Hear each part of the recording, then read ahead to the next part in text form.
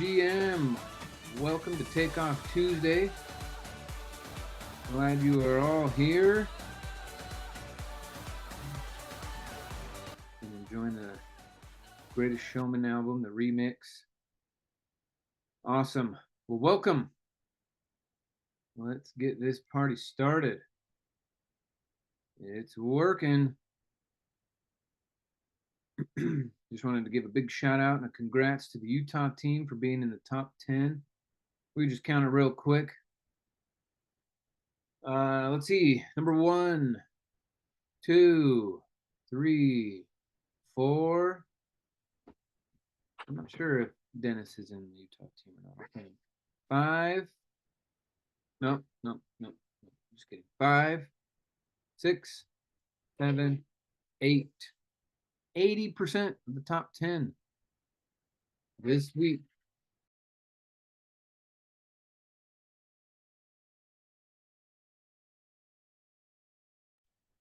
So anyway, you guys, it's working. Stay focused. Keep up the great work. And yeah, well done. See if we can keep that streak going the rest of the month. GM to that. Now, a few of you have been asking me about the calendar and how to view everything. And so sometimes when it's loading, you'll need to come over to this button over here, right by this little search bar, and hit clear filters. Okay, the clear filters, then everything. Because by default, whatever state you put it in your profile, okay, in your profile, whatever state you put in, is going to default to view that, the state plus the online. So here we go. Hit clear filters. You'll be able to see everything. Got a bunch of stuff happening tonight. We got some property tours. Mike Saunders from the Idaho team is doing his briefing in the Pocatello area. Then we have our Spanish briefing as well. Got the Denver study group. Excited to see Denver having a resurgence. Then we also have Cash Flow Game Night out in Roosevelt. Richard's doing a briefing as well. And then the Vegas team is doing their stuff tonight. So Tuesday's a busy, busy day. And it's tax day, even busier. Texas team. We got the Long Island team. Debbie and Bill Omi are out there doing finding deals. Tuesday's a great day to get some work done. Okay, then Wednesday is the Mastermind. Tamara and Jen are going to be doing something up in the Clearfield area. And we've got some interesting folks. In fact, there was a guy there 2 weeks ago while I was there that perfectly qualified, had the credit, had the HELOC, had the 401k, could fund it 3 different ways. So got to make sure we're following up with him and getting that order in. And it looks like Richard's doing a luncheon as well. Awesome. Picking up momentum. And then the Thursday in DC. Then we got the South Chicago team with Steve Namora. That guy is so incredible. Hundreds of rental properties. I don't think he's used a bank more than twice. And it's picking up steam. Mitch Maley briefing happening in South Jordan. Now remember, all these times are Central Time Zone because that's the profile that I put in my thing. Everything's showing Central, so don't be freaked out. It's still 6:30 Mountain Time.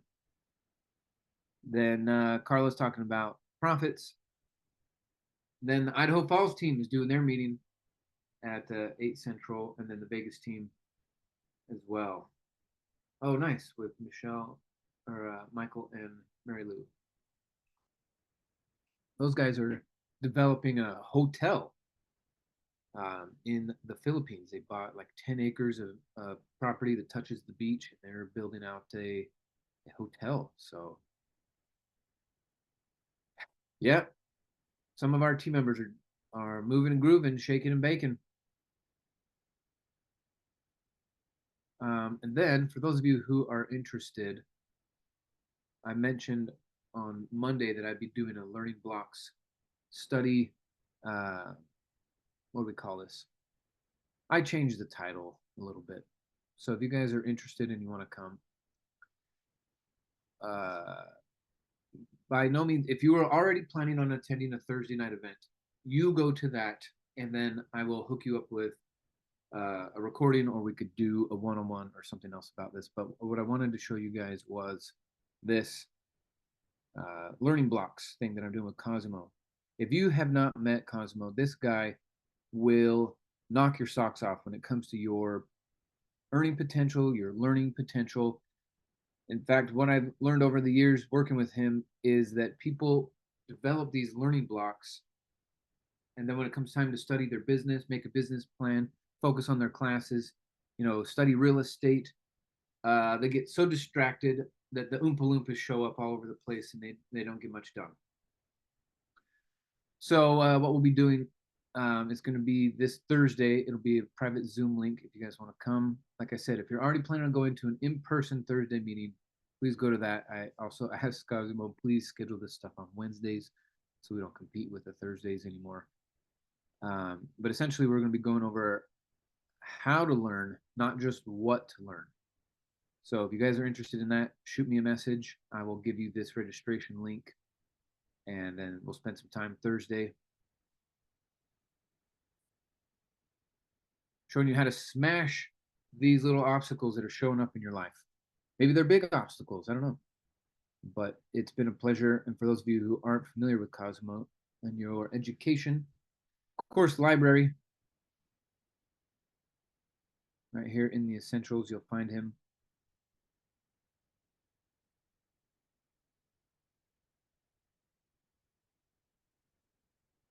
I have too many tabs open, folks. That's what's happening here. There we go.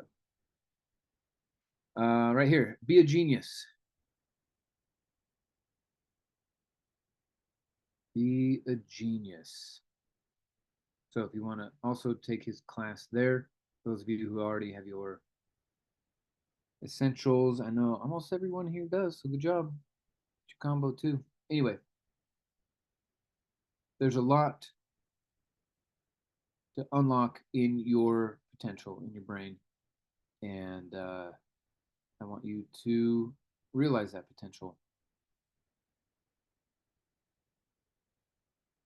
Hold on one second here. Do. All right, so GM, everybody.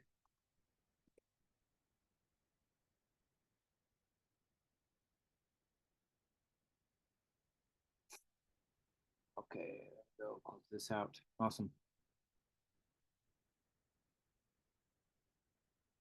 So there's a question you got to ask yourself. If you knew, if you knew you couldn't fail, what would you go after this week, this month, this year? If you knew you couldn't fail, what would you be trying to achieve? What income would you be going after? What deals would you be going after? Who would you want to become? What speaking opportunities? What stage time? That's one of the things we want to develop for all of you. Some of you haven't even considered it until just now about being a public speaker. But the reason why Mitch can do so many deals and Bill can do so many, and uh, Anthony and Umair and Dane, all these people, is because they have crafted public speaking as one of their skills. And so consider that this year, being on stage. Maybe it's a super Saturday you start out with. Maybe you run a segment of the cash flow, or a part of a workshop that we do. Or maybe you help run house tours. Some way to get in front of people, grow and develop. I encourage you to put that on your vision board. And if you knew you wouldn't fail, what would you go after? What would you develop? What would you strive for? What would that thing be?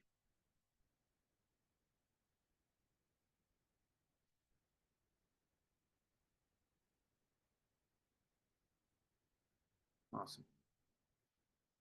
Awesome, awesome. All right, well, GM everyone, island in here. Well, let's get into this. Let me stop share here. We got some exciting stuff happening today. Takeoff Tuesday. You never want to miss a Takeoff Tuesday with Bill Predebon. And for those of you who are just getting started with us, welcome. We are here on Monday, Tuesday, and Wednesday to get you the right info, get you the right mindset, to point you in the right direction so that you can take advantage of everything that the Renatus system has to offer. Thursday nights is like our Super Bowl night. So if you are in an area that has a live Thursday night meeting, do your best to get there. I know some people drive 2 or 3 hours to come to the Thursday night meeting. So don't make any excuses about why you can't be there. Obviously, do your best to be on time, but if you're going to be late, that's better than not showing up at all. The people, the relationships, the ideas that you gather through continuing to show up to your live events, to these calls, to the Super Saturdays, is going to pay big time in the future, big dividends. So today, Takeoff Tuesday, tax day. For some people, they don't care. File your extension. If you haven't already, I mean, it's kind of late to do that now. But file your extensions. Get them kicked out all the way to October. The IRS runs out of auditing power between now and October anyway. So that's what I learned from Mark Kohler. So, okay, Takeoff Tuesday. Our guest speaker today, our trainer, facilitator, has quite a depth of knowledge as well as a range of knowledge. He has done short sales, fix and flips. He at one point, I mean, he's repenting, but at one point he was a real estate agent and a mortgage officer. Just kidding to all of you out there. I know some of you are. But he always wanted to be an investor, and but couldn't figure out how. He launched a business with some business partners that didn't disclose everything. I'll leave it at that. Didn't disclose everything. And it ended up forcing him into a bankruptcy. Then he had to start over. Now, some of you are brand new and you've never had to deal with something like that. But I'm telling you, what transpired the following years after he hit rock bottom, found Renatus, got to work, revolutionized his life, is nothing short of inspiring. He's done short sales, fix and flips, wholesaling, lease options, long-term rentals, short-term rentals. He's done new construction from the ground up, development, seller financing, money lending, everywhere in between. He is one of those people that's just dedicated. And one thing I admire about him is he tells the truth, whether you like it or not. He doesn't sugarcoat it. He doesn't pussyfoot around. And that's what we're here for. Too much in this world is, sugarcoating and political correctness and time wasting, but not with Bill. In this format that we'll be having today, you can ask questions in the chat. You can come off of mute and ask questions. He is here for us to answer questions, create direction, share some stories, inspire, smash your limits, kick you in the butt if you need it. So let's give a big warm welcome to Man of the Hour, Mr. Bill Predebon. GM, good morning, Bill. How you doing, buddy? I'm doing fantastic. I already spent an hour in the garden this morning. How are you doing? Not too bad. I just got up 45 minutes ago. It's 7 a.m. here. How are we going to make the best of today? What's on your mind? What are you working on? What deals are coming your way? I got a closing today, so that's good. Sweet. You buying or you selling? It's a collateralized business transaction, so it's really, I guess, theoretically it's buying. Sweet. But it's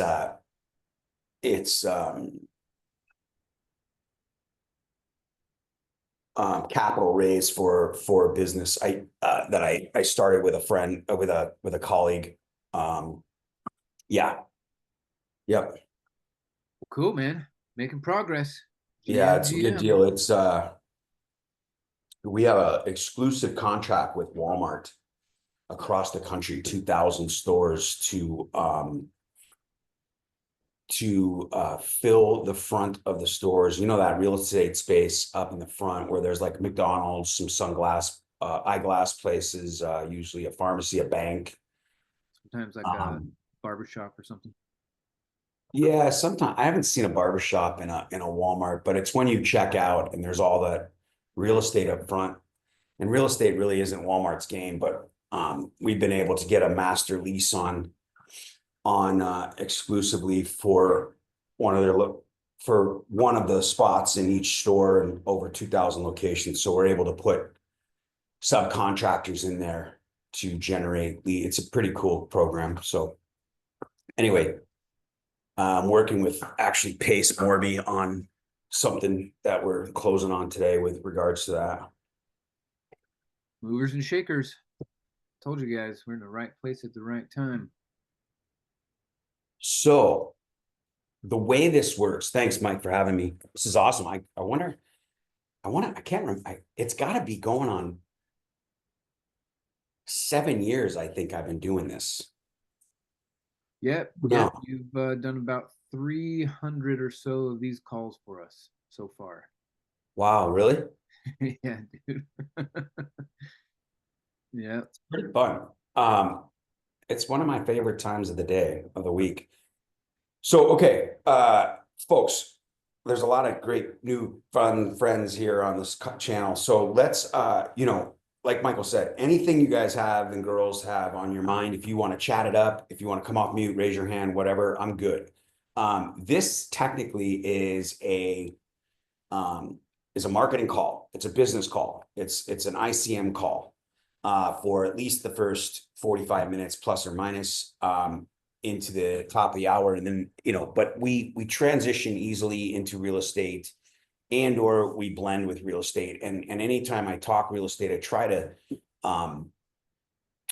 to just relate it to the marketing so you can take away something to use for your marketing conversations. However, so anything goes. Any thoughts, comments, or questions are welcome, and we can spin it however we need to make it work. But I will say, over the last few years, I've been marketing less and doing more other stuff.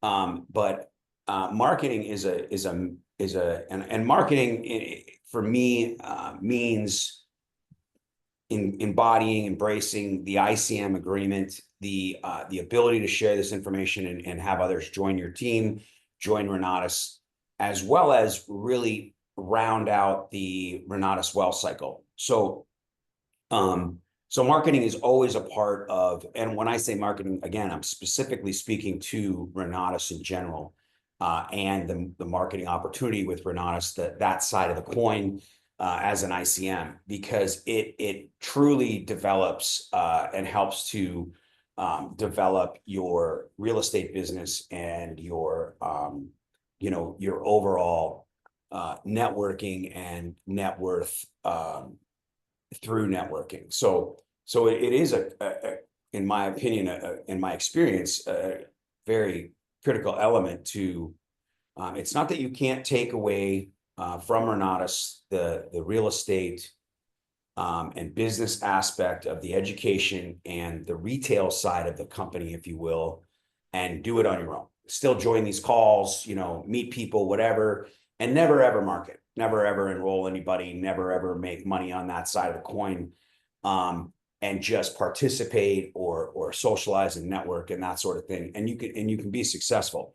I just find that the majority of the people who I've worked with, enrolled, and myself included, and the people around me, generally speaking, they are doing it all consistently. So, Mike talked yesterday quite a bit about the 4 money-making opportunities, right? See the people tell a story, build for events, continuous follow-up, as he calls it. What's up, friendly? Good to see everybody here. And so I too agree with that. I generally, or I should say deeply believe in the 4 core beliefs. I think that's pretty critical to being able to, speak with conviction and be successful in enrolling people. And then, like he's saying, just participating in this alone is a great start. If you're on his call yesterday, my call today, Dane's call tomorrow, you join some events. But when you look at like a Maley and Mitch, who are constantly on the top 10, they've taken it to a level that I think is not everybody necessarily has to take it to, but you want to take control of your business. And what I mean by that is there has to be something that you appreciate and enjoy that has to do with Renatus, that gives an opportunity for people to see it. So Michael constantly mentions, check your calendar, see what, and it is critical, or I don't know why I use that word. It is important that you attend.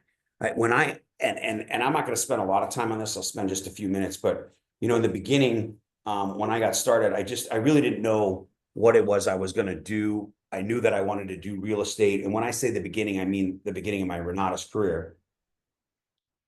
So I wasn't a marketer. I was an ICM, or back then, what was it called? It was an IMA back then. Was it even back in Nuvo? I can't even remember. There was something else. But anyway, I was a marketer, according to my contract, but in my own head, I wasn't really inviting. I was just showing up. I just wanted to learn. I was a fly on the wall. And I remember going to the meeting and just taking notes all the time from people up in the front, because what they were saying was making sense to me. In the meantime, I was spending all my time studying, and then I was implementing whatever I was learning. And then I would bring that back to the meeting, and I really wanted to share. I wanted to be in front of the room. I wanted to meet people so that I could figure out how to make money, because I wasn't able to necessarily do it on my own, right? So it was a place to go. So I think first and foremost, it's important that, and there has to be some decisions in your mind, like what it is you want to do and how you want to do it. It's important that, one thing you'll find, I believe, is that I don't know if it's rich people, wealthy people, successful people, but people that seem to move and shake, as Michael mentioned today, they make their mind up quickly. They say yes a lot. And then they spend the time figuring out if it's what they want to do or if it's somewhere they're going to go. And if you think about it, in real estate, for example, that is why there is a due diligence period, right? In most events, in most transactions, there's an opportunity to do due diligence to rescind, right? Even in the sales process when buying a car, right? There is an opportunity for you to change your mind. But what happens is we live out of fear and we operate out of fear, or we operate out of the unknown, or we operate in a position where we don't make decisions. So therefore we're in limbo. So we're never really committed to the process. And so when where was I going with that? So it is important that we make decisions on what we want to do. And if we don't like it anymore, change your mind. Don't go to that meeting anymore. Don't attend that call anymore, right? But don't decide before you get there to do your due diligence, and typically a due diligence period is not 1 or 2 days. It's 10 days. It's 7 days. It could be, especially when we do bigger transactions, commercial transactions, when we do business transactions. This business transaction is taking Pace Morby 2 months to finalize, right? So he's doing his due diligence, or having his people do it, a lot longer than I like, but nonetheless, when I first had a conversation with him about it, I wasn't even interested in having him be a participant in our Walmart deal. I was talking to him about real estate, and he started asking more, and immediately he said, "I'm in." He's like, "Tell me more about that." I told him, okay, I got 200 grand. He called me back in like 10 minutes. I was on the way to the gym after I just gotten off the phone with him. He's like, "All right, I got 200 grand. I'm going to put towards this right away, and if it goes well, we'll put more money in." And so he made up his mind right away. He's like, "I'm going to do it." That was 2 months ago, right? We went into a contract. We went down. I sat in front of him in one of his Thursdays where he has, a day in the life of Pace Morby and 40 people fly into town. And, watch Pace operate, and we're doing this deal, and then we sign the contract, right? Ironically, his attorney is Matt Sorensen and Kevin out of KKOS. And so they're also my attorneys that I use on a regular basis. So we had the same attorney, but there wasn't a conflict. Matt's not representing us in this. He's just representing Matt Pace. But anyway, my point is that he made a decision immediately. So you want to make decisions about what it is you want to do with Renatus and with your marketing and how you want to maximize your opportunity with Renatus. And then you want to explore it. If you don't like the Thursday, one of the things I was saying about Mitch and Melee is eventually there's going to come a time when you want to be the leader. Like you want to be the person in front of the room, or you want to control at the very least your own team, right? The minute I got my first enrollee, if you will, in 2016 when I got back involved with marketing, I started a team call, me and him. And every once in a while, his girlfriend would join the call, right? And it was me and him on a Monday night for 30 minutes.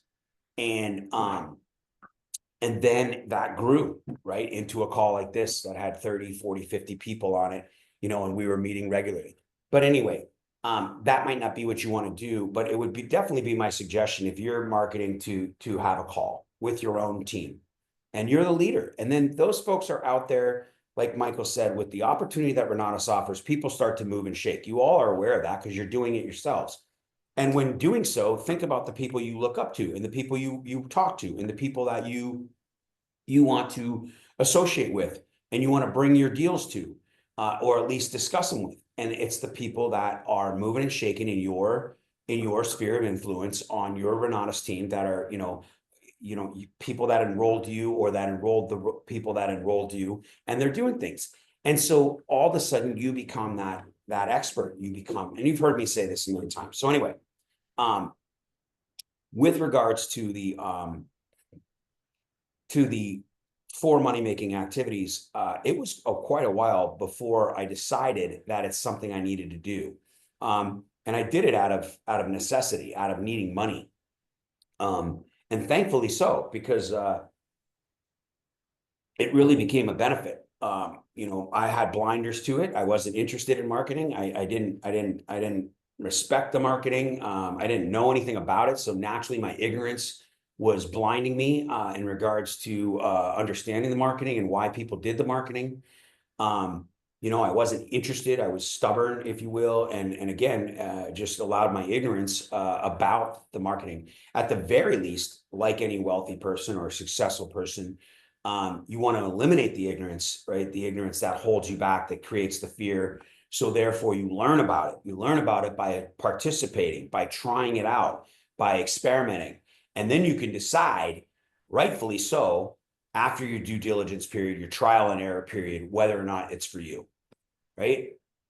Most of us, right? And you've experienced it yourself. If not, somebody you've enrolled or you've introduced to the company and they're just like, I'm not interested in marketing. Why? Because they just don't know anything about it. They didn't get it. It didn't jive with them. They weren't really paying attention. They're interested in one thing. They had a certain expectation at the meeting, all of these things, and they really didn't experience it and they weren't open to it. One of the things that one of Bob's partners used to say all the time in an introduction to anything ever was, if the timing was right and, money wasn't an object, do you keep your options open for opportunity? Right. And that was the way he created his business. And he was one of the best MLM network marketers in the world as well. Bob's old partner, the two of them. And that was it. You want someone to be open to opportunity. You want to be open to opportunity right up until you don't want to be anymore. And you've made a different decision. One of my coaches, I talk about this all the time. His motto is decide and do, right? You've heard me say that before. Decide and do. And so it's important that we make decisions as to what we want to do. And then, as you experience things, you can learn from other people. You can decide eventually to be your own leader, take your own team to the direction you want to take them, and they'll follow because you're doing what you want. Okay, enough of that. All right, where are we at? So I will tell you when I was marketing full time, in addition to my real estate business, for many, many years, right? In a row there, right up, even after COVID, up until about 2 years ago. There was definitely a system. It was Thursday night. I did the meeting. It was a super Saturday every month, and it was a property tour, typically 2 to 3 times a month. There was a routine. There was this call. There was my team call every week, and I had a system. And it was maybe 10 hours of work, maybe a little bit more, plus or minus a week in actual meetings, right? Spending time at events. And then after that, it was 10 hours a week of actual work, right? Actual conversations with people, follow-ups, one-on-one meetings, and that sort of thing, and the actual marketing. And then that's what I did. And it paid off. I mean, it does work. Like Michael said, it is working if you decide how you want to work it. All right. Now,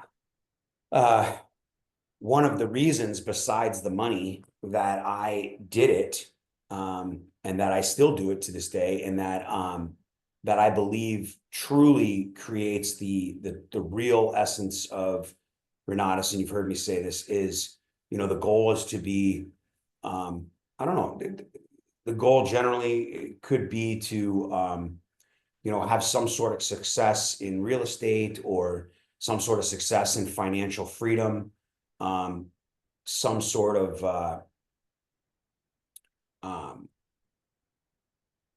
experience in just, having access to more money, more opportunity, more time freedom, a different state of mind, a different understanding than we're used to, and that we're accustomed to, and that we were brought up on.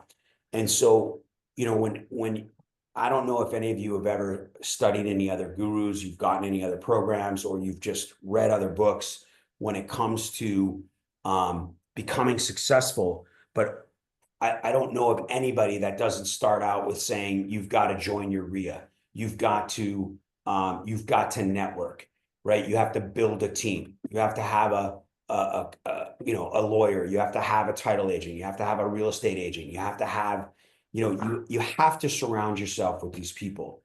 And one of the things that I found with Renatus is that does it for you. Everybody comes from all walks of life, but generally speaking, they have a common interest in real estate, and they were a title agent, they are a loan officer, they are a general contractor, they are a skilled tradesperson, they are a network marketer, they are some sort of marketing, a salesperson, they are a real estate agent, they are a money lender.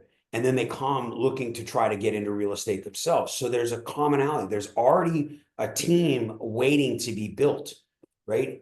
And again, you're going to make decisions on first, second, or third impressions, and you can always change who you're working with, right? Your network will always change. The people that get you to where you are not going to be the people that get you to where you go, right?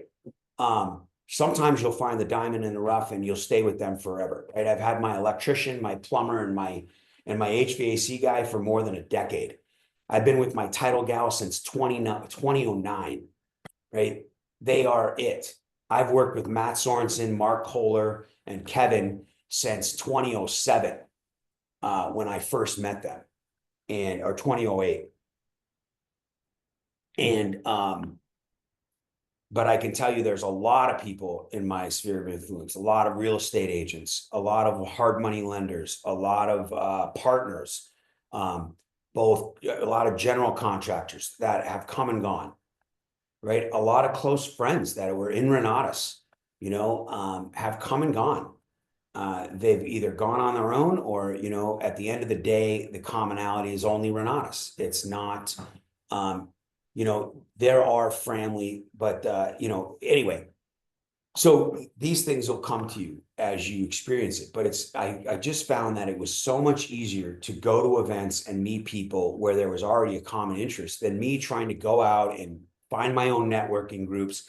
Now, what Michael was referring to yesterday, of course, was marketing, right? When we're going to get new people to join, then you're networking on for a reason. There's a purpose you're going to that. You're not going to necessarily meet your next real estate agent or get your next deal at the RIA. You're going there to influence those folks by introducing them to Renatus, right? You're going to collect names and numbers and call on them at a future time, right? Generally speaking, you're not going to bring up Renatus at the event and be like, oh, you should come to my event instead. You're going to, polish yourself up a little bit and figure out how you're going to do the intro. But typically, you're just going to go gather names and numbers. You're going to meet people that you seem to are attracted to, and that seem to be, doing something, or they say they're doing something, and then those people will spark an interest in you, and you will grab their name and number, and you will follow up with them that week, and then you will invite them to the next week's meeting, right? All right. Check the chats. So, any thoughts, comments, questions? I'm kind of talking a little bit in generality. I just want to set the stage, moving forward for the next, who knows how many meetings and calls that you guys and girls attend. But, Michael's very specific to, we've all got our own role here, but Michael's very specific to, and he's in the trenches a lot more than I am. He's been doing this a lot more than I have. He is the epitome, if you will, of the four money-making activities and the core beliefs since 2011. I mean, he's lived and breathed it as a PAC member, the youngest PAC member to make the PAC and be on the PAC. And he's in the top 3 overall income earners ever in Renatus. Pretty solid, him and his wife. So that's right. Yeah. It's pretty solid. That's a good 14, 15 years of work to be where you're at. And so he's, anything he says is just strictly from experience. It's not going to make sense to everybody. You're not all going to do the exact same thing, but picking up what he's putting down is super valuable, right? And then I just kind of share from an experience of where I come from, right? And naturally I've done more real estate, if you will. Real estate was where I wanted to go. And there's definitely not a better way. There's not a right or wrong way. Everybody's going to have their own experience with Renatus. It's gonna cross paths. It's gonna intertwine significantly. Everybody's path is going to form and work around a generality of the wealth cycle itself. And then some people, each person is going to spend more time in one area than the other. But I think you'll see that most, if not all, people that have the greatest success are 5-star qualified. And after, you'll find that a lot of people get 5-star qualified and truly, honestly, don't make any more sales after that, which is very strange to me. You'll find that the people that do make money after being 5-star qualified start to build a team. They embrace the entire wealth cycle of Renatus. They study the education. They participate in the marketing weekly meetings. They work on real estate in the real life. They actually do real estate, and then they also do networking. They do marketing. They do introduce. They do write down their list. They do participate in marketing challenges and such, and they embrace the entire wealth cycle. And those folks I've found to be, at the very least, maybe not the most successful necessarily, or if there's even a thing as the most successful, but just successful in general. But they seem to get there faster, right? So let me no ask right you or this wrong then: way. if there's some people who are going to be working on a blitz over the next 2 weeks or so, we're going to get some people into the next challenge that we're doing. We got an accelerator coming up. What if you were to work on a blitz for 2 weeks? What would your schedule look like to be able to maximize that? Right, only 2 weeks, not 2 months, not 2 years, but just 2 weeks. What would that schedule look like for you?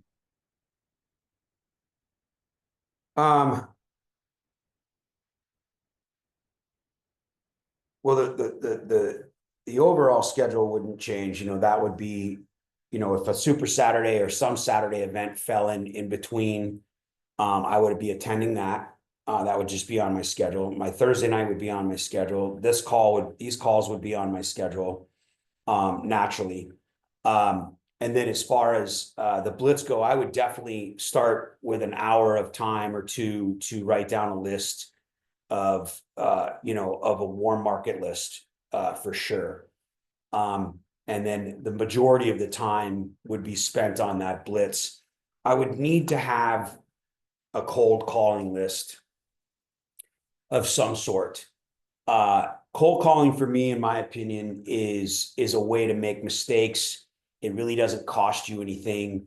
It gains you experience, and it sharpens your tongue a little bit, and you can even be a little rude, if you wanted to, or you can you can hang up, or you can not be concerned if they don't show up, or if it gives you the opportunity to care less a little bit, versus we generally speaking get concerned, and we get emotionally attached to the people we invite, especially when they tell us what we want to hear, and we have a great rapport with them, or of some sort, or a good initiated meeting with them, and then we get emotionally attached to them, and we start to think about them joining the team, and spending the money and investing in themselves and making money, and then it doesn't happen. So I like the cold calling.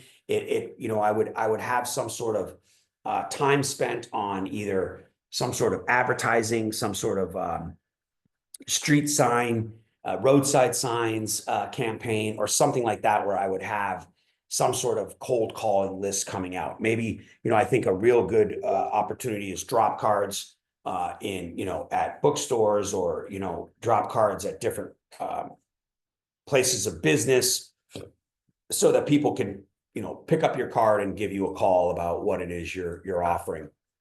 So and then generally speaking, I would, if you have a team, or you're gonna get a team, if you have anybody, I would start a team call. That would be on Mondays. My marketing would be done Monday. My calling would be done Tuesday and Wednesday for the Thursday meeting, and that would be my blitz. It doesn't have to be, I don't think, 4 hours a day. It would just be a good hour, maybe a second hour in the evening, depending on when you're making calls, for those days. Friday would be follow-up day. Saturday would be an event, maybe a social lunch if you had someone on the hook. The blitz would really be, there would be a goal set, that I would hope in the 2 weeks that I did the blitz, that I would make one combo sale. That would be my goal in those 2 weeks. And so you're only going to have a couple follow-ups on Friday, and/or a lunch on Saturday, after the Saturday event that you were attending at, wherever it was, whether it was online, even a Super Saturday, or some sort of property tour, whatever it is. And then you would meet up with the person afterwards, or something like that, take them out to lunch, or coffee, or whatever it is. And it might be 2 or 3 people on the hook that are going to see you. See you, Frank. All right, see you in a couple weeks. My in-laws were in town for a couple days. They're just leaving now. And so you might have 2 or 3 per each of the weeks that are realistic candidates for a full combo, cash combo, and that's when you'd spend your time with, once you narrowed it down. So yeah, that's my thought on a blitz. All right. So we're coming up on top of the hour. Does anybody have any thoughts, comments, questions? Anybody have anything? Wasn't too specific. I kind of wanted to, go off what Michael was training on yesterday, right? It's my sister and my sister-in-law, my wife's sister, and her husband Frank. Hi, Bill. Yeah, Yeah, I have a question on that Walmart deal you're working on.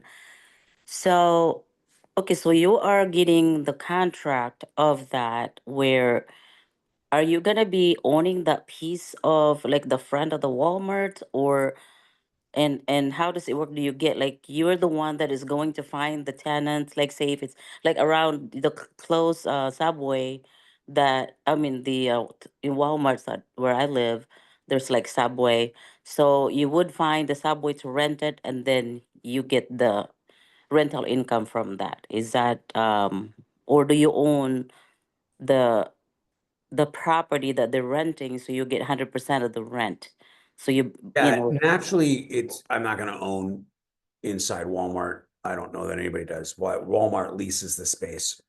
So okay. my guess is Subway's, McDonald's.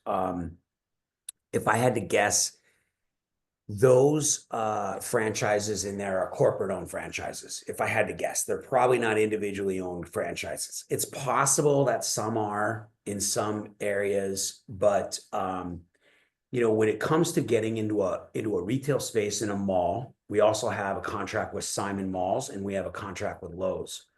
And when it comes to getting into like a Simon Mall or a Walmart, the process is significantly long, and you are vetted extremely because and it takes, like if anybody could rent in front of Walmart, right?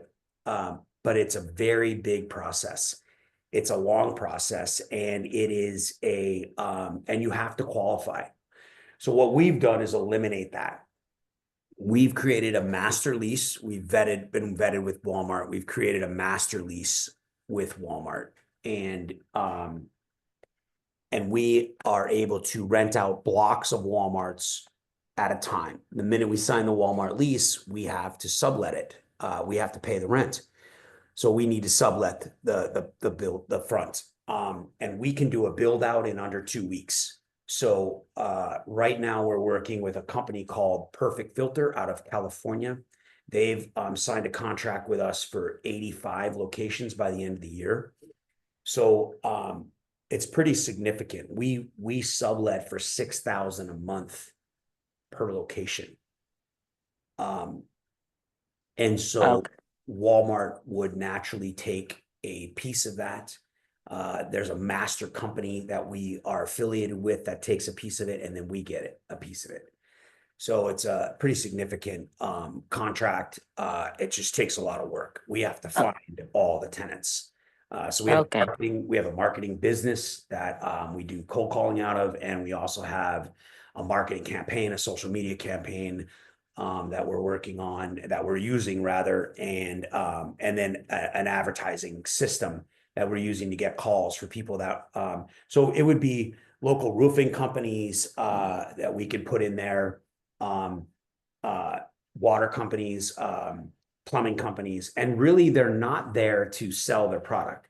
The build out is very simple. Really, we spend time with we have national salespeople that we're hiring that go out and train their people to learn to maximize the people. Like your salespeople can't sit in the back of the store and hope that someone coming out of the checkout line is going to walk into your store. They're going to be out in front and say, just like they do at the end of Costco, when you're walking out of Costco and everybody's standing there in front of an HVAC, or they're standing there in front of a water system, and they're like, hey, do you have at home? Do you have at full home water system? And then it's just a name and a number and an email that you put on a list. And then they do a follow-up afterwards, go out and do the home visit, and they do the selling at the house. And then those are tracked. And then anyway, so yeah, Okay. So you're basically Walmart's tenant and then you sublet it. that's Okay. correct. Okay. All right. Thank you. Yep. Hey, Bill. Yeah. Can I ask another deal question? I was going to call you yesterday, but I got caught up in a bunch of stuff. Yeah. So I'm in the middle of trying to work a deal out with kind of a second cousin who inherited a property. It's about an hour and a half for me, but anyway, he inherited it, and he has power of attorney over the property, but so he won't get the money. It's just literally to help his uncle stay alive, who's like 90 years old. Anyway, so I'm trying to get the property for around 250, but he had another flipper come in there and offer 280, which I think rehab costs would probably be about probably 90,000 because that's a full gut. And then he if I sell it for 400, then that's not going to leave a huge spread. So I'm just trying to figure out a way to negotiate a term with him because it's a family member. So I don't want to feel like I'm screwing him. I also want to make it a deal that works for me, but he wants to work with us because we are family. So I'm going to stab that 250, but if he wants to get close to 280, I thought about doing something on the back end where say, hey, if we sell over 400, maybe we'll give you an extra 5%, which would get him up closer to that 280. Or how would you structure that deal and make that kind of a win-win for both of you? Well, if someone's going to pay him 280 and you're going to pay him 250, there's no win-win, right? The win is him to take the 280 so he gets more money for his uncle. One thing I would do first is I would educate him on the potential strategy of the fix and flipper. You know, it's not to say that that's what they're going to do, but you can let him know, listen, you know, a lot of these, you know, first of all, you got to make sure it's a flipper and not a wholesaler that's making the offer. So you may want to look up the company if he'll give you the information of the name of the person of the company that was making the offer. If it was just verbal, find out who it is. You know, and educate them. You know, this is how it works. You know, they want, you know, they can foresee a certain price, and then they do an inspection. You know, they have an inspection period. They either try to sell the contract for 300 or whatever they're going to do, and when they find out no one will buy the contract for 300, they're going to come back to you and offer you a lower price because they're going to need this repair or that repair. They found out that it's going to cost more than they hoped. Or if it's a flipper, you know, they may also have an inspection period, typically, especially if it's a flipper, and they're going to come back and they might lower the price. They might not be able to close. You know, most flippers are inexperienced. They're not experienced flippers, and they, you know, they know they have a hard money loan, but they might not get the private money. And so if they don't have the funds and you don't ask for proof of funds, and even if you do ask for proof of funds, a lot of times that's made up. So you're going to risk possibly losing some time and even a seller, and then, or you're going to be so pot committed or emotionally attached to the sale because time will have passed that you'll just go with the dropped price. And it could end up lower than what I'm offering you. So, you know, if you want someone to be sure that, you know, you're going to close, that the deal's going to go right, that I'm not going to screw you over, that I am going to close and things like that. And, you know, and that I could even offer you something on the back end, then, you know, potentially consider what I'm offering versus, you know, what these outsiders are offering. You know, and, you know, I can work with you on any case. You know, if you need more time, if you want it sooner or later, if you want to take time to move things out, if you want to sell some of the things in the house for even more money, then I can allow you to do all of those things because we're family and because I can work with you and be flexible and I know you. The other people may want to close in 5 or 10 days. Time is of the essence for them. So you educate him on what he's being offered. But at the end of the day, if someone's going to pay 280 and you're going to pay 250, it's a better deal for him to take 280 and say, more power to you. Let me know if it doesn't work out. You know what I mean? Well, and I did mention that to him. I said, you know, I've been around a lot of these kind of people, and I said, not bagging on them, but I said that they will, like, more often than not, when due diligence comes, they're going to try to haggle that price even more. Because that's a like in the door offer that looks really enticing, but more often than not, I've seen people lower it because of this problem. And one thing that I'm going to try to find a way to get this deal because he's going to carry the note till the back end, till the house sells. So I don't have to raise any money. I don't have to do hard money. I'm just funding the rehab. So it's a pretty great deal. I just want to get it for 250 to make sure I'm kind of cushioned on all ends. So. How big is it? It's old. It's probably 1,600 square feet, 1960s, never touched, and the basement is not finished. It's just studs up down there. So I'm going to possibly turn it into like a rental downstairs if somebody ever wanted that, which I think makes it better on the market, especially here in Utah. And you're pretty accurate on your rehab costs, 90 grand. I think it'll be less, but I'm estimating about, because it's a Walmart flip, so I'm estimating about $35 a square foot, 40 at the max, but I think I could probably do it for around 60, because my dad and I are kind of partnering on this project, so we're going to do a little bit of this sweat equity. He's really good at electrical, and I've done some stuff on that too, rehab stuff. So, and I got a great contractor lined up. So I'm just trying to rehab the estimate high and then, estimate the sell price low, which I probably get closer to 450, but I'm just saying 400.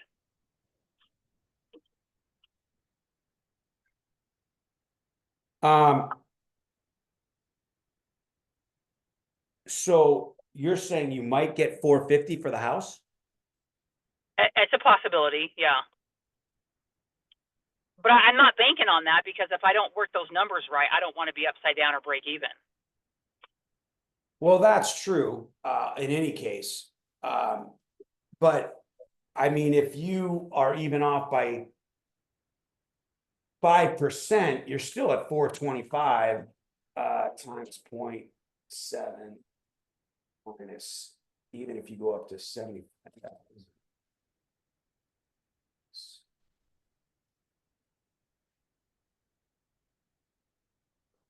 Well, just say that there's glitches. I end up being $100,000 into this project, and then I'm at 380. If I offer 280, I sell for 400. That's not even. I mean, I guess that's still 20 grand, but still. Especially if I'm doing some of the work, I don't want to be I don't know. I'd like a bigger spread of about 50 grand. That's my hope. That's my hope. Or I need to kind of come to the terms of what is my max offer. I mean, I could probably do 280 and still make money on it, but especially if there's a rental basement. I don't know. I'm just trying to figure out how to talk to him and structure this thing. So I would narrow, I mean, 400 and 450, you guys and girls, is a big difference. That's a 10% difference on what you can sell the house for. So I would find out what you can, So sorry. So the comps, like the 5 comps I pulled that are around that year, about that square footage. I mean, I'll have more square footage in an extra bedroom. The comps average is about 450. The low end is about 410. The lowest one I found. The highest is almost 500. So everything at 425,000 sales price, at 7% to sell the house, minus 75,000 in fix up, at 250,000 purchase, is a $70,000 profit. I could do that. So you could easily go up to 270 if you get 425, and it costs you 75,000 fix. Because $40 a square foot on 1,600 square feet is 60,000 in rehab. No, it's going to be 2,600, because I think I'll finish out the basement. The basement's an extra 1,000 square feet, so we're going up to another 1,000 on that. So are you going to put HVAC in the basement and water and plumbing and everything? Yeah, I think I'll do. I think I probably will. I'm not going to get appliances, but I'll do hookups for a washer and dryer, stove, all that So stuff. are you gonna insulate the basement? Yeah, there's nothing in there right now. Yeah, so you're gonna insulate it, drywall it, and then you're gonna run air conditioning and heating. Right. So it's gonna be 2,600 square feet, and you're saying 2,600 square feet comps are only 450? Well, yeah. I mean, 450 to 5. I mean, it's a small little town in northern Utah. No, I know, but are the comps you're running? Right. Yes. The comps you're running, are they at 1,600 square feet is 450, or 2,600 square feet is 450? They're probably 2,000 or below, because there's just not, and they're for that year in that area. There's just not comps for unless they're like in a newer neighborhood, but yeah, I mean, that's the closest I could get as far as comparables. So if the comparables are between 1,600 and 2,000 square feet at 450,000, and you've got 2,600 square feet, and are you going to permit it? For Are what you going reason? to permit the basement? Do I need to? Yeah, I guess I do to have it. Well, if an included in the appraiser is footage. going to count the Yeah. 1,000 square feet, you're going to Yes. need to permit it. Yes, then yes, the answer is I yes. mean, I would permit it if you're going to put, so then if you're looking at, so that is 90,000 in work that you're going to put in, because you're going to run HVAC there, you're going to run insulation, you're going to get a permit, which is going to take you time, and then you're also going to need to run electric down there, like code electric down there, outlets, can lighting, the whole nine. If you're going to do all of that, naturally you're going to go up in price, but then there's no reason you should not get closer to 500,000 unless the neighborhood just doesn't allow it. Like if they're going to spend 500 grand, they're going to go to the next neighborhood. But if you're at 2,600 and the biggest and the smallest, the most of the 450 comps are 2,000 square feet, even if you get half per foot, right? So if you've got 2,000 square feet, $450,000 divided by 2,000 square feet. That's 225 a foot. So even if you get 225 times 1,600 is 360. And then if you only get 125 a foot times the other 1,000, you're at $505,000 in price. If you're only getting $125 a foot for the basement, and you're getting $225 a foot for your upstairs 1,600 feet, you're at 360, 460. You're at 585, 485 minimum for a 2,600 square foot house. So there's no reason you can't pay 280 for that house. Okay. In my opinion, if that's accurate. I don't know anything about your comps, and I don't know anything about the neighborhood, but the numbers work. If you're going to build out 2,600 square foot legally, and the comp and the county records is going to show you 2,600 square feet, you should get much closer to 500 than 450, and definitely not 400,000. Yeah, what I'm thinking, if I offer 250, he's going to probably want to go somewhere in between that, but get closer to 280, because he wants to. He's like, the last thing he told me when I met with him, he's like, yeah, they offered this, but wink, wink, I'm willing to work with you. Like, he's willing to take a lower, because he's not personally getting the money. It's just to keep this guy alive, his uncle. So, but yeah, that's good to hear that, because I don't want this deal. I think this deal is too good to pass up, and for him to carry the note till the end is like, that's kind of unheard of. I don't have to raise any money at all for this. So go to 260 or go to 270 or whatever you want to do, and then offer them the back end 5%, no question. Yeah. I mean, 5% of 500,000 is an extra 25 grand. You're already at 485 then. You're already at 285, and that's if you only get 500 grand. Right.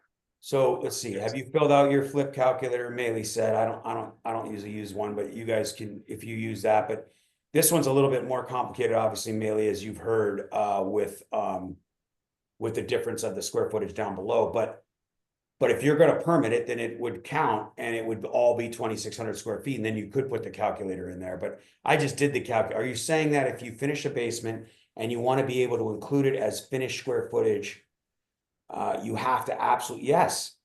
So anytime, folks, that you are building a house, fixing a house, repairing a house, if there is square footage on the house, the county records, the county itself, right?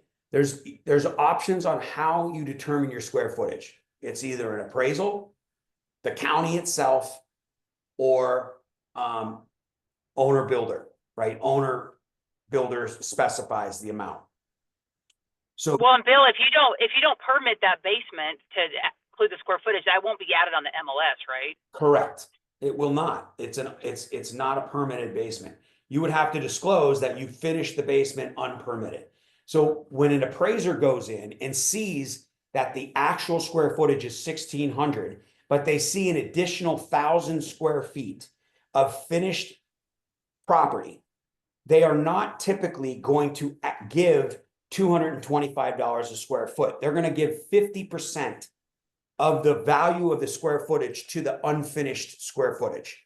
So they will give you value for the finished basement, but it will not be what you truly want out of it.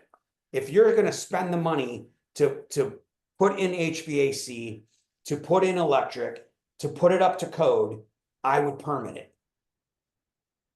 And then you will get full value for a finished basement. It's more time and it's more money, but it's definitely worth it in my opinion. If there are finished basements in that area.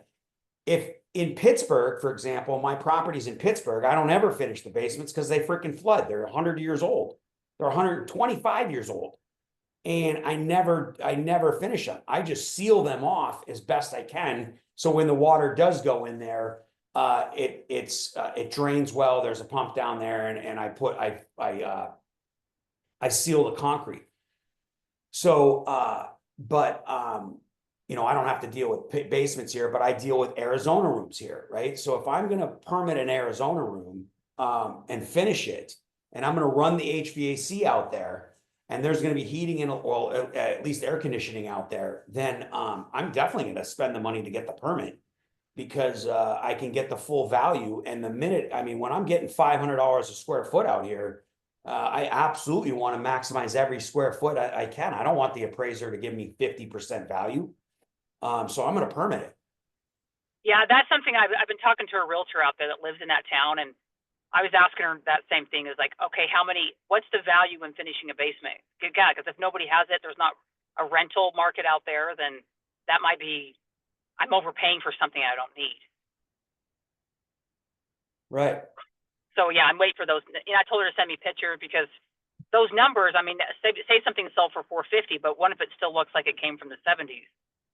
So I want to make sure that this rehab is going to be, it's a low end rehab, and I might keep some of the original stuff just to kind of keep, I don't want to turn it to something it's not. So I'll keep the birch cabinets and some of the other trim stuff, but Absolutely. Yeah, but, so that's, but yeah, if you're going to finish the basement, then I would say you've got plenty of room on that deal, especially if he's going to carry the note for you. You don't have to get hard money. Your carrying costs are going to be much lower.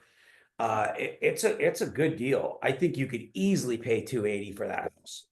okay. Yeah, because the numbers I was running was just in the iOS system. I ran them a few times, and I mean, there's some stuff that my dad and I want to do ourselves, and so conservatively, and I was talking to my contractor, he's like, yeah, $35 square foot, whatever, 90 grand, but I'm pretty sure, I'm not going to bank on it, but I think we can do at least 20 to 30 less than that. Right. So, I mean, I don't know how accurate that calculator is, but it's, you know, I mean, it's pretty detailed of what you put in there. Well, I think on an average house, Home Depot and Lowe's finishes, in today's market, $35 to $40 a square foot is normal. You should be able to finish with labor, you know, and permits, at around $40 a square foot. $40 a square foot on 2,600 is 104,000. And you're going to do some of the work so you could get it down to 84,000 or 85,000, right? But you're going to do 2,600 square feet. So even if you don't get $225 a foot, which is normal because you have a bigger house, so bigger houses sell for less. So if you only get $200 a square foot and you've got 2,600 feet, that's a $520,000 sales price, right? At $25 less per foot than all the 2,000 square foot comps. That's pretty reasonable. Worst case scenario, you could list at $499, keep it under $500, and you'll probably have multiple offers if it's done right. And I think that you could do Home Depot and Lowe's finishes. I think that you could do keep some of the integrity of all their house. You know, finish the outside, paint it, finish the basement, and I don't. again, just off the 10 minutes that we've been talking about it, I think it's a great deal. I mean, so let's just say you get 500,000 for this house. Cost you 7% to sell it. Right? And then it costs you, let's say it takes you 6 months. And how much is the mortgage payment? There is no mortgage on it. I thought you said he's carrying it. So you have no financing? It's free and Nope. clear. Yep. Oh yeah, it's a slam. So you got no carrying costs. So Nope. then you subtract out $105,000 to fix it. That's a $360,000 net. So if you buy it for 280,000, you're making 80 grand. Maybe 5,000 for closing costs when you buy it, but there shouldn't be any closing costs when you buy it because you don't need title insurance. You could pay for the insurance for him. You're not going to give him any money up front. There's no. No, I will. I'll give him. He just needs enough money to keep his uncle alive for like a year. Yeah. But what I'm saying like is 30 grand. 30 grand is what he asked for. yeah. That's it. So you don't even have to close. You could just record the deed yourself. That's free. It costs $30 at the county. So there's no title involved in transferring the title from him to you, selling it. You write the contract, transfer the title, and give him a lien if he needs one in second position. Oh no, there's no position. You could give him a lien on the property as the new owner for 280,000 or 250,000 if you give him 30 up front. And then when you sell it, he'll get paid off through title. And that's if you spend 105, you still make 75 grand at 499. Huh. It's a slam dunk. I know. I'm excited about this deal. This kind of deal is kind of unheard of. For someone to carry that note to the back with no financing I'd be an idiot not to take it. Deborah, are you in, you're not in Utah though, right? No, I'm in California, but I used to be a licensed appraiser. So when I was calculating square footage on basements permitted, it's still a different calculation than it is the main part of the house. So that is relative to the area because it's not that case in Michigan. It's not that. The basement will still have connected HVAC to the main house and access to the main house, plus an exit outside. Is that what we're talking about here? Yes. So it could be a completely separate unit and considered as an ADU. Or if there's in-law quarters. Only if there's egress though. You'd have to have an exit. You'd have to have stairs. There is. Well, that's what she's saying that she will have. Oh, there's. Yeah, it's already there. There's an entrance. Oh yeah. So Deborah, this will be 100% calculated. Then it would be 100% of the main calculation. Yeah. Yeah. That's a sweet deal. Yeah, I bet you could get more than 500, but calculated at 499, you're talking about a $75,000 profit at $105,000 fix up with no carrying costs and 7% to sell. Wait, what's that 7%? Realtors fees, closing costs, and Okay. concessions. Okay. I mean, typically it's not 10% anymore to sell a house, but if you want to be safe, you can calculate 10%, but I just calculated 7%. And that's 5% to realtors because you'll get you'll have a discounted realtor, hopefully. 5% to realtor, 1% to the buyer, and 1% to close. Unless I just pay it get on the MLS and just have somebody, because it's such a small town. I don't even know if I even need a realtor on this. I would always use a realtor. Realtors sell houses. They hold open houses. They market the property. Yeah, you could just pay to put it on MLS, but the market's really not like that right now. The market is a good market. It's not a buyer's market, but it's definitely not a seller's market. Right. It's a regular market is what it is. So there does need to be some sort of sales process to the house. Okay, so factor that in. So 7% on the end. Yeah, and that's worst case scenario, but that again, 7% of 500 is 35,000. So you're still, you've got some leeway there, but you know, you list with the realtor for 5%, you offer 2.5% to the buyer's agent up front, you know, because that's the new law, so that when they call in, she could negotiate a flat fee with an agent. Of course she can, Freddie, absolutely, but she doesn't need to. I mean, you're talking about a 500,000 square foot house. I mean, a $500,000 house with 2,600 square foot in a 2,000 square foot neighborhood. So someone's going to have to sell the house and sell the fact that you have a rental possibility that could cover half or more of your mortgage. You know, you're going to want to market that house. You could even list it at 524, in my opinion. And again, that's at $25 a square foot less than the average house. That's 2,000 square feet at $450. But you're also the biggest house in the neighborhood, so it's going to sell for less per square foot, not less value. Right. Okay. But if you fix it better than the other houses, you know, and do some curb appeal, I think you're going to be great. I mean, I think in today's world with a rental possibility, like Deborah's talking about, listing that, you know, offering that as a rental or an ADU. Well, it's not really an ADU, but I would absolutely permit it. You can't get a better deal where you have no financing. He's carrying it at 0%. It's very little money out of pocket to acquire the property. He's essentially giving you the property to flip. I would pay as much as need be to acquire that property. So I would offer him, you know, okay, what if I give you 270? You know what I mean? And I wouldn't even offer the back end yet. And then since he's family, if you crush it and you make 75, 80, 90,000 on it, give him an extra 10. Okay. Thanks, Bill. Yep. I'll be under contract next time I'm on this call. I would absolutely. Yep.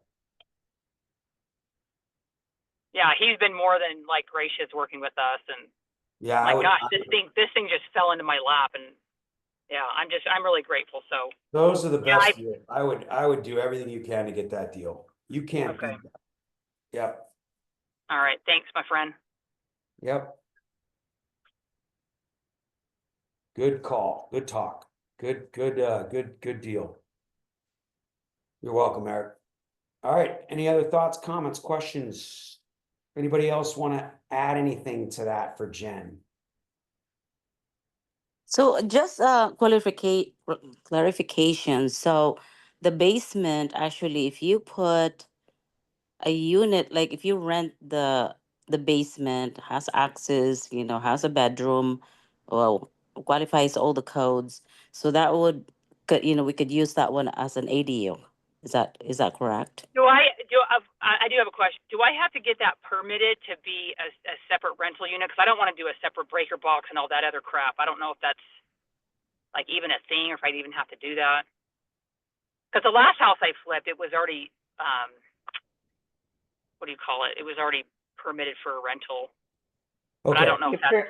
You can permit for as in-law quarters. Here's the way this works. The first thing, each lot is zoned a certain way.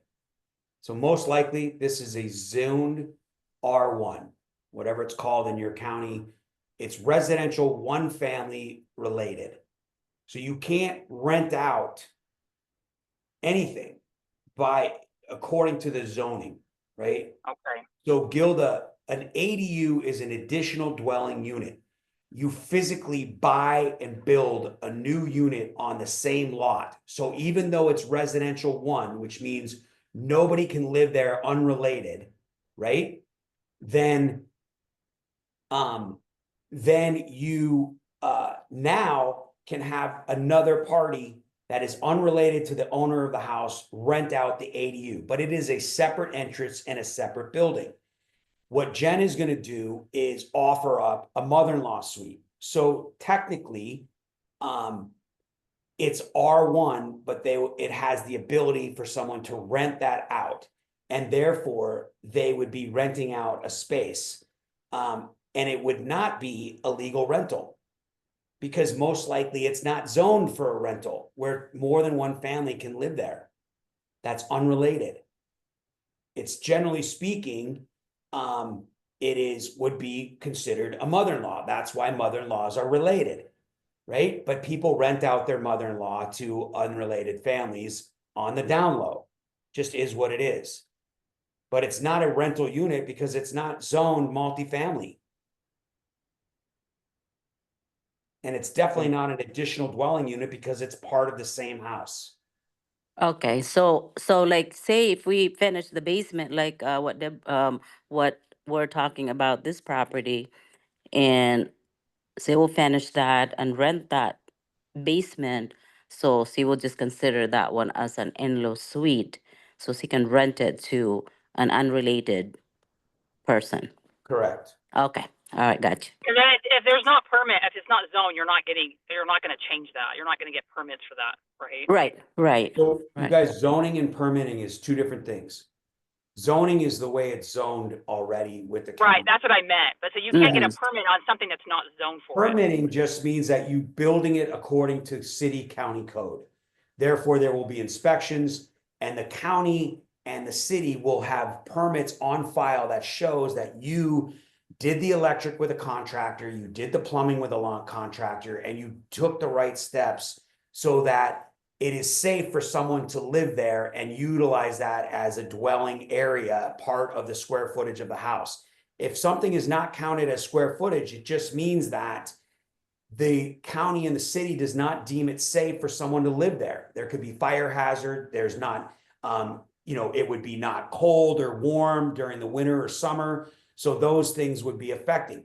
Once you go ahead and get a permit, then you can bring a HVAC to the area. You can bring electric and plumbing to the area, and it is livable space. So they consider it livable space, and now it's on record.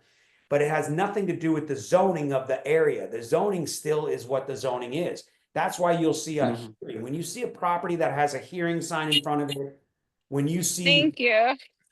when you see something that offers where people have to go through a quiet time where they send out letters to their neighbors, they're trying to change the way that they can utilize the land.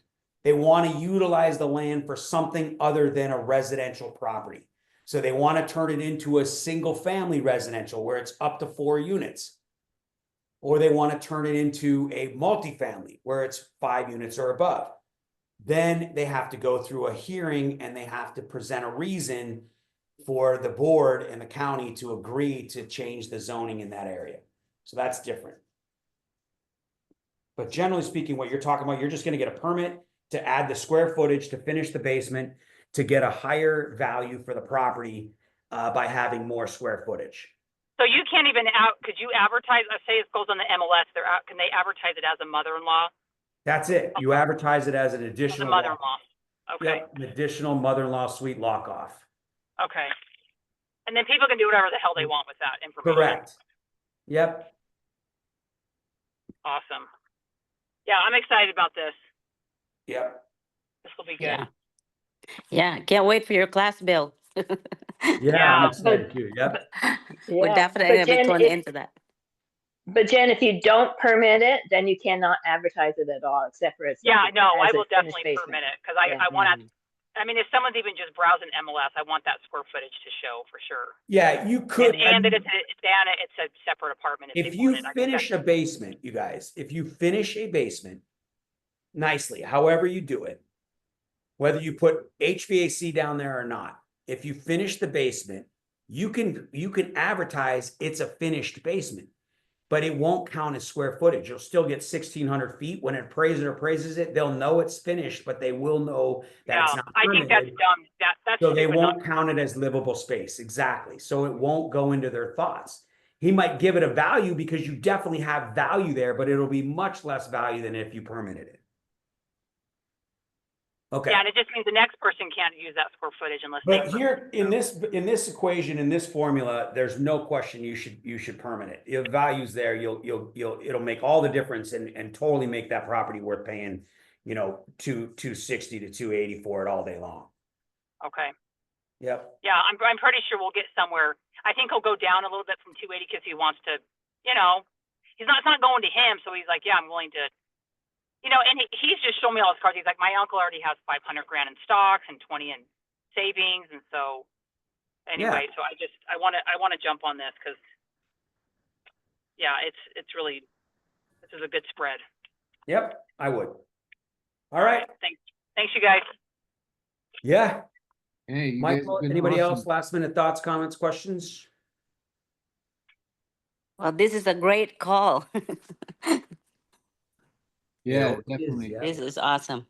Thank you, Gilda. Yep. Mhm. Cool. Well, thanks for your participation, everyone. Taking this thing Yeah. seriously. The opportunities are out there. The action is required on your part, but we're here to guide you, help you, support you. And remember, as you're enrolling new people into the program, to remind them to hop on these calls, participate in the Facebook groups and everything else that we're doing so they can get the best out of this. So with Freddie, that, since this is not a new construction permit, generally speaking, you can get a permit in 30 to 60 days or less. And you just, in this case, you wouldn't even really need an architect. I would recommend an architect, but you could use a draftsman, a licensed draftsman that is familiar with the city and would draw it up, draft it. They use CAD, and then they would turn that into the city, and they could get your permit for you. You'd have to pay for the permit, which are a couple $100 depending on the square footage. And you can typically get that depending on the red lines, like how many times it gets, the draft person made a mistake. And then you can, generally speaking, get that permit in a fairly short period of time. It's just a little bit more money and takes a little bit more time. But then you also have to go through inspections, which you have to call them in 3 or 4 different, well, probably 2 or 3 different inspections that'll have to be done. Rough plumbing, electric, Right. and then drywall, and then final. So you'll have 3. I'll just apply for the permits from the minute I get title. I'll just get that going right away. Correct, but you will need a drawing. You'll need Right. a license or an architect to do the drawing and submit Yeah. the drawing to the city. Yep. Okay. All right. Maybe, my suggestion is to go to, when you're getting your permit, is to actually ask for a draftsman that they work That well might- with. Oh yeah, Right. they can refer you one if you don't have one. Yep. Yeah. Okay. Yeah, but you Hey, don't I have to appreciate pay- everybody's input. Thanks. Yeah. All right. okay. Thanks awesome, for the call. everybody. Great. All right. Thank you. Thank off you. for Thank the you, day. Bill. Thank you, Michael. Thank you, everybody. Yeah. Cool. Let's get after it. We'll see you Thanks, guys soon. everybody. Bye.